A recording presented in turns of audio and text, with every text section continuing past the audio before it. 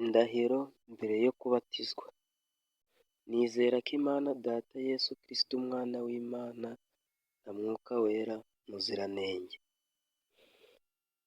Nizeye ko urupfu rwa Yesu Kristo rwo ku musaraba i Kaluvari ari impongano y'ibyaha byanje nanjye, kandi nizera ko kubwo kwizera amaraso ye mbabariwe ibyaha byanje ndetse n'igihano cyabyo. Niyemeje kwitandukanya n'isi ndetse n'inzira zayo z'icyaha, ahubwo nemeye Kristo Yesu nk'umucunguzi wanjye bwite, kandi nizeye ko ampa umutima mushya.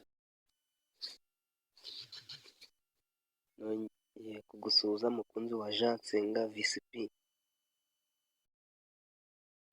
Niba uri mushasha kora subscribe. Tugiye kurebera hamwe indahiro umuntu arahira mbere yo kubatizwa. Izi ndahiro zireba umudivantiste w'umunsi wa karindwi, iyo agiye kubatizwa abanza yazirahira. Indahiro ya mbere iravuga ngo nizera ko Imana Data, Yesu Kristo umwana w'Imana na Mwuka muziranenge. Kabiri, nizera ko urupfu rwa Yesu Kristo rwo ku musaraba i Kaluvari ari impongano y'ibyaha byanje nanje, kandi nizera ko kubwo kwizera amaraso ye mbabariwe ibyaha byanje ndetse n'igihano cyabyo. Gatatu, niyemeje kwitandukanya n'isi ndetse n'inzira zayo z'icyaha, ahubwo nemeye Kristo Yesu nk'umucunguzi wanjye bwite, kandi nizeye ko ampa umutima mushya. Kane, indahiro ya kane, kubwo kwizera nemeye gutsindishirizwa no gukiranuka kwa Kristo.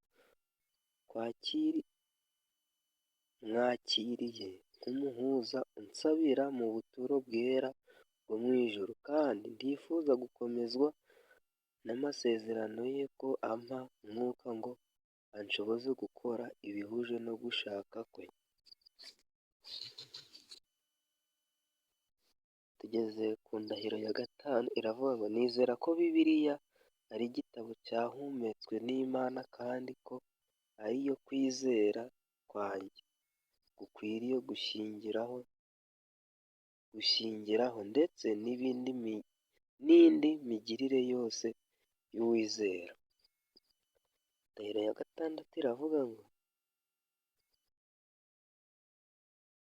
nemera ko kumvira amategeko 10 y'Imana bikwiye kuranga abakristo, kandi niyemeje ko hamwe no kubishobozwa na Mwuka muziranenge nzayagenderamo. Harimo n'itegeko rya 4 risaba kubahiriza umunsi wa karindwi ari wo isabato y'Uwiteka. Guys, unkurikire neza kugira ngo tubashe kugendana neza. Tugeze ku ndahiro ya karindwi. Wibutsa ko izo ari indahiro umuntu arahira mbere yo kubatizwa.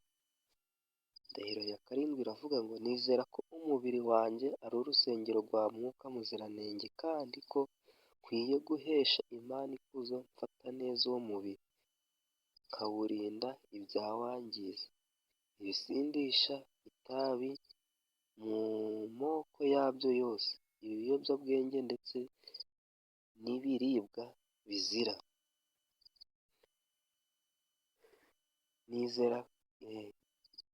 Indahiro ya munani, nizera ko impano za Mwuka, kandi nemera ko umwuka w'ubuhanuzi ari kimwe mu biranga itorero ryasigaye.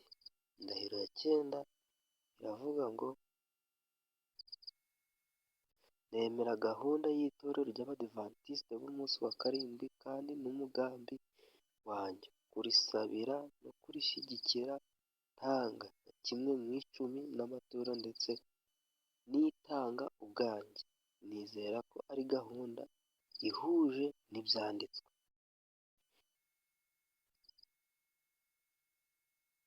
Nyabuna buri ndahiro ubwo turi buyigereho, uko turi kuyigeraho ugende wibaza uti ese mbese ahari naba nkibirimo? utansubiza ahubwo ukisubize, ni aha buri wese. Aha tugeze ku ndahiro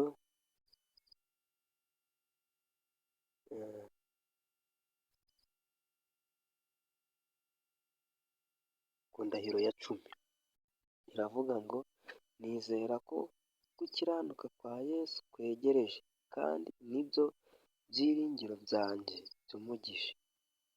Niyemeje kumwitegura kandi mwiteguza n'abandi.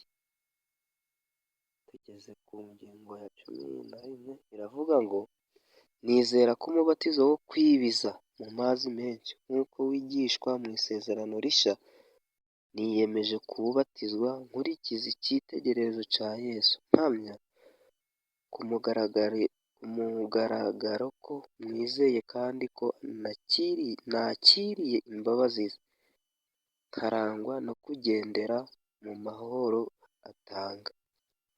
12 turi hafi no kugera ku musozo, maze kwiga no kumenya amahame shingiro 28 ya Bibiliya nk'uko Abadivantisiti b'umunsi wa karindwi bayigisha. Kubwo gufashwa n'Imana, niyemeje ko ariyo agenga imibereho y'imyizerere yanjye.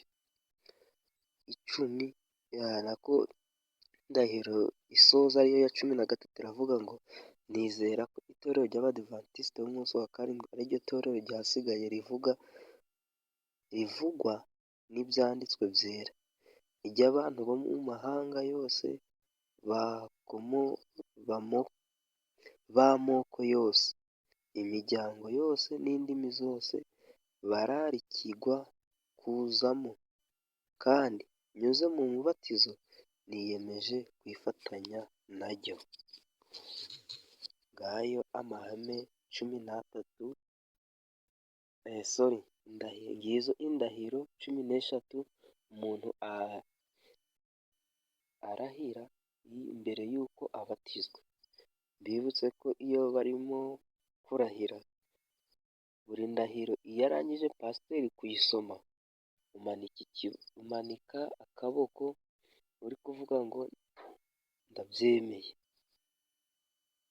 Rero ntibibe ibyo ahubwo reka tujye tubasha no kwibuka, tuvuge mbese ahari ndacyabigenderaho.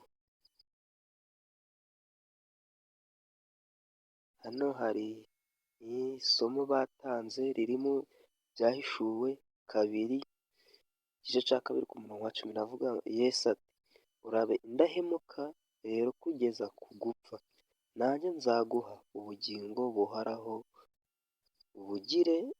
ubugireho ikamba. Amen.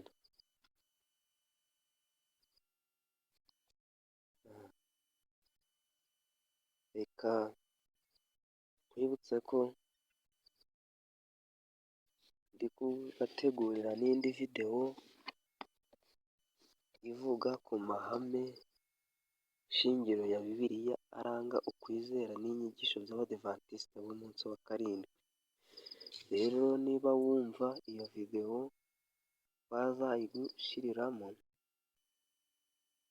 twazayigukorera, andika muri komenti.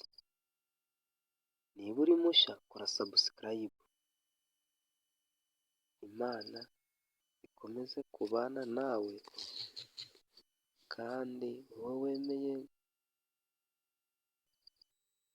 gufata umwanya ukaba ubashije kumva ubutumwa bwiza, reka Imana idufashe kandi iduhe guhinduka mu izina rya Yesu. Amen.